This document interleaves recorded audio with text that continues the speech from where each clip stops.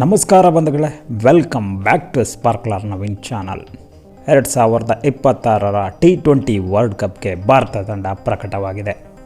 ಆದರೆ ಕೆಲವರ ಮೈಂಡ್ನಲ್ಲಿ ಒಂದು ಪ್ರಶ್ನೆ ಕಾಡ್ತಾ ಇರುತ್ತೆ, ಯಾಕೆ ಕೆಲವೊಬ್ಬ ಆಟಗಾರರಿಗೆ ಕೈ ಬಿಟ್ಟಿದ್ದಾರೆ? ಇಷ್ಟೊಂದು ಅದ್ಭುತ ಆಟವನ್ನು ಆಡಿದರೂ ಕೂಡ ಈ ಅನ್ಲಕ್ಕಿ ಸ್ಟಾರ್ಗಳು ಯಾಕೆ ಆಯ್ಕೆ ಆಗಿಲ್ಲ ಅಂತಕ್ಕಂಥ ಪ್ರಶ್ನೆ ಸಿಗ್ತಾ ಇದೆ. ಈ ಒಂದು ಪ್ರಶ್ನೆಗೆ ಈ ಒಂದು ವಿಡಿಯೋದಲ್ಲಿ ಉತ್ತರ ಹುಡುಕೋಣ ಬನ್ನಿ. ವಿಡಿಯೋನ ಕೊನೆಯವರೆಗೂ ನೋಡಿ. ನಿಮ್ಮ ಫೇವ್ರೇಟ್ ಆಟಗಾರ ಯಾರು ಆಯ್ಕೆ ಆಗಬೇಕಿತ್ತು ಅಂತ ಕಾಮೆಂಟ್ ಮಾಡಿ.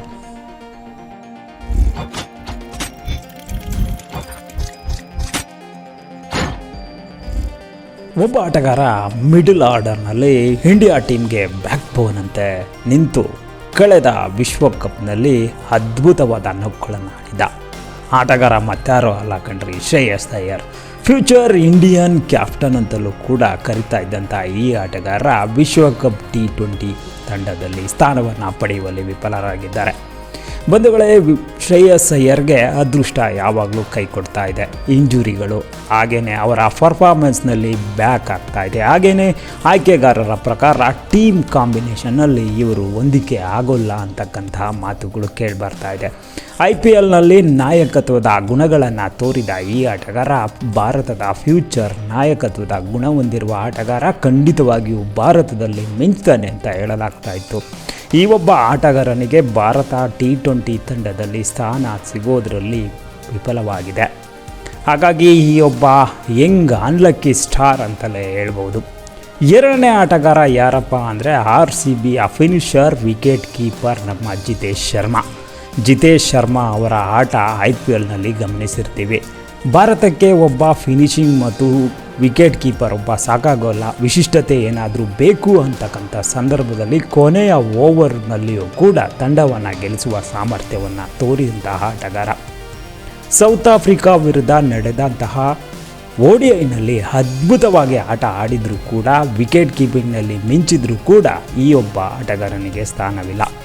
ಆಯ್ಕೆಗಾರರ ಮಾಹಿತಿಯ ಪ್ರಕಾರ ನಮ್ಮ T20ಯಲ್ಲಿ ನಮಗೆ ಫಿನಿಷರ್ಗಳು ಜಾಸ್ತಿ ಇದ್ದಾರೆ, ನಮಗೆ ಆರಂಭಿಕ ವಿಕೆಟ್ ಕೀಪರ್ ಬೇಕು, ಹಾಗಾಗಿ ಈ ಬಾರಿ ಜಿತೇಶನ್ನು ಕೈಬಿಟ್ಟಿದ್ದೀವಿ ಅಂತಕ್ಕಂತಹ ಮಾತು ಕೇಳಿಬರ್ತಾರೆ. ಜಿತೇಶ್ ಅವರ ಡ್ರೀಮ್ ಟೂರ್ನಿಮೆಂಟ್ ಮಿಸ್ ಆಗಿದೆ. ಜೀವನದ ಒಂದು ಬಹುತ್ತರವಾದಂತಹ ಪೈನ್ಫುಲ್ ಘಟನೆ ಅಂತ ಇದನ್ನು ಹೇಳಬಹುದು. ಮೂರನೇ ಆಟಗಾರ ಬಡ ಕುಟುಂಬದಿಂದ ಬಂದು ಕ್ರಿಕೆಟ್ ಬದುಕನ್ನು ಕಟ್ಟಿಕೊಂಡು ಕ್ರಿಕೆಟ್ನಲ್ಲಿ ತನ್ನದೇ ಆದ ಛಾಪು ಮೂಡಿಸಿದಂಥ ಆಟಗಾರ SSV ಜೈಸ್ವಾಲ್. ತುಂಬ ಶತಕಗಳನ್ನು ಹೊಡೆದು ಅಲ್ಟ್ರಾ ಅಗ್ರೆಸಿವ್ ಬ್ಯಾಟಿಂಗನ್ನು ಪ್ರದರ್ಶಿಸಿದ SSV ಜೈಸ್ವಾಲ್ ಈ ಬಾರಿ T20 ವಿಶ್ವಕಪ್ಗೆ ಆಯ್ಕೆಯಾಗಿಲ್ಲ. ಕಾರಣ ಏನಪ್ಪ ಅಂದರೆ, ಇವರಿಗೆ ಆರಂಭಿಕ ಸ್ಥಾನದಲ್ಲಿ ಈಗಾಗಲೇ ಅತ್ಯುನ್ನತ ಪೀಕ್ ಫಾರ್ಮಲ್ಲಿರುವ ಅಭಿಷೇಕ್ ಶರ್ಮಾ. ರೀಸೆಂಟ್ ಫಾರ್ಮನ್ನು ಗಮನಿಸಿದಾಗ SSV ಜೈಸ್ವಾಲ್ ಅದ್ಭುತವಾದ ಸ್ಟ್ರೈಕ್ಗಳನ್ನು ಹೊಂದಿಲ್ಲದೆ ಇರೋದು ಕೂಡ ಇವರ ಆಯ್ಕೆಗೆ ಅಡ್ಡಿಯಾಗಿದೆ ಅಂತ ಹೇಳ್ಬೋದು. ಅಂತೂ ಭವಿಷ್ಯದ ಸ್ಟಾರ್ ಆಟಗಾರನೊಬ್ಬನಿಗೆ ಸೆಟ್ ಬ್ಯಾಕ್ ಆಗಿದ್ದರ ಇನ್ನೊಬ್ಬ ಆಟಗಾರ ಯಾರಪ್ಪ ಅಂದರೆ ಋತುರಾಜ್ ಗಾಯಕ್ವಾಡ್. CSKಯಲ್ಲಿ ತನ್ನ ನಾಯಕತ್ವ ಗುಣವನ್ನು IPLನಲ್ಲಿ ಪ್ರದರ್ಶಿಸಿದ ಈ ಒಬ್ಬ ಕೂಲ್ ಆ್ಯಂಡ್ ಕಾಮ್ ಆಟಗಾರನಿಗೆ ಆವಾಗ ಭಾರತ ತಂಡದಲ್ಲಿ ಅವಕಾಶ ಸಿಕ್ಕರೂ ಕೊನೆ ಗಳಿಯಲ್ಲಿ ಆಡುವ ತಂಡದಲ್ಲಿ ಇರ್ತಿರಲಿಲ್ಲ. ಆದರೆ ಸೌತ್ ಆಫ್ರಿಕಾ ವಿರುದ್ಧ ನಡೆದ ODIನಲ್ಲಿ ಅದ್ಭುತ ಪ್ರದರ್ಶನ ತೋರಿದ ಈ ಆಟಗಾರ ಈ ಬಾರಿ T20ಯಲ್ಲಿ ಇರಬಹುದು ಅಂತಕ್ಕಂಥದ್ದನ್ನ ಕಾಯ್ತಾ ಇದ್ವಿ.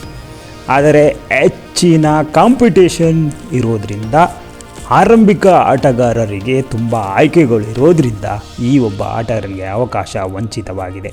ಹಾಗೆ T20 ಸಮಯದ ಹೊತ್ತಿಗೆ ಈ ಒಬ್ಬನಿಗೆ ಆಯ್ಕೆ ಸಮಿತಿಯವರು ಮಣೆ ಹಾಕ್ತೇ ಇರೋದು ದುರದೃಷ್ಟವೇ ಸರಿ ಅಂತ ಹೇಳಬಹುದು. ನಂತರ ಮತ್ತೊಬ್ಬ ಅದ್ಭುತ ಆಟಗಾರ ಯಾರಪ್ಪ ಅಂದರೆ ವೇಗದ ಆಲ್ರೌಂಡರ್ ಆಟಗಾರ. ಈಗಿನ ಪ್ರಸ್ತುತ ಭಾರತೀಯ ಕ್ರಿಕೆಟ್ನಲ್ಲಿ ಅದ್ಭುತ ವೇಗವಾಗಿ 135ರಿಂದ 140 ವೇಗದಲ್ಲಿ ಬಾಲ್ಗಳನ್ನು ಒಡೆಯುವ ಸಾಮರ್ಥ್ಯ ಜೊತೆಗೆ ಕೆಳ ಹಂತದಲ್ಲಿ ಅದ್ಭುತ ರನ್ ಗಳಿಸುವ ಸಾಮರ್ಥ್ಯ ಹೊಂದಿದ್ದ ನಿತೀಶ್ ರೆಡ್ಡಿ ಕೂಡ ಈ ಬಾರಿ ಆಯ್ಕೆಯಾಗಿಲ್ಲ. ಕಾರಣ ಏನಪ್ಪ ಅಂದರೆ, ಪ್ರಸ್ತುತ ಫಾರ್ಮ್ನಲ್ಲಿಲ್ಲದ ನಿತೀಶ್ ರೆಡ್ಡಿಗೆ ವಿಶ್ವಕಪ್ ಸಮಯದ ವೇಳೆ ಅವರ ಫಾರ್ಮ್ ಕೈಕೊಟ್ಟಿದ್ದು ಆಯ್ಕೆಯಿಂದ ಅವರನ್ನು ಕೈ ಬಿಡುವಂತೆ ಮಾಡಿದೆ ಅಂತ ಹೇಳ್ಬೋದು ಬಂಧುಗಳೇ. ನಲ್ಲಿ ನಾವು ನೋಡೋದಾದರೆ ಯಜುವೇಂದ್ರ ಚಹಲ್ IPLನಲ್ಲಿ ಅತ್ಯಧಿಕ ವಿಕೆಟ್ ತೆಗೆದ ಆಟಗಾರ, T20ಗೆ ಹೇಳಿ ಮಾಡಿಸಿದ ಬೌಲರ್. ಆದರೆ ವರುಣ್ ಚಕ್ರವರ್ತಿಯಂತಹ ಮಿಸ್ಟ್ರಿ ಸ್ಪಿನ್ನರ್ ವಿರುದ್ಧ FG ನಿಲ್ಲೋದಕ್ಕೆ ಸಾಧ್ಯವಾಗ್ತಿಲ್ಲ. ಇದು ಅವರಿಗೆ ಸೆಟ್ ಬ್ಯಾಕನ್ನು ಮಾಡಿದೆ. ಇವರು ಈ ಬಾರಿಯ T20 ಸ್ಕ್ವಾಡ್ನಿಂದ ಹೊರಬೀಳುವಂತೆ ಮಾಡಿದೆ. ನಮ್ಮ ವೇಗದ ಬೌಲರ್ ಆದಂತಹ ಮೊಹಮ್ಮದ್ ಸಿರಾಜ್ ಇವರು ಕೂಡ T20ಯಲ್ಲಿ ವಿಶ್ವಕಪ್ನಲ್ಲಿ ಸ್ಥಾನ ಪಡೆಯುವಲ್ಲಿ ವಿಫಲರಾಗಿದ್ದಾರೆ.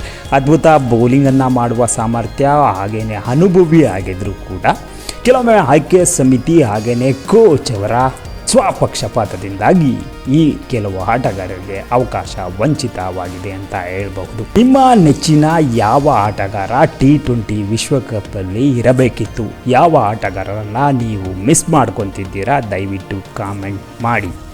ಈ ವಿಡಿಯೋ ಇಷ್ಟ ಆದರೆ ಲೈಕ್ ಮಾಡಿ, ಶೇರ್ ಮಾಡಿ. ಹೆಚ್ಚಿನ ವಿಡಿಯೋಗಳಿಗಾಗಿ ನಮ್ಮ ಚಾನಲ್ನ ಸಬ್ಸ್ಕ್ರೈಬ್ ಮಾಡೋದನ್ನ ಮರೆಯಬೇಡಿ. ಧನ್ಯವಾದಗಳು.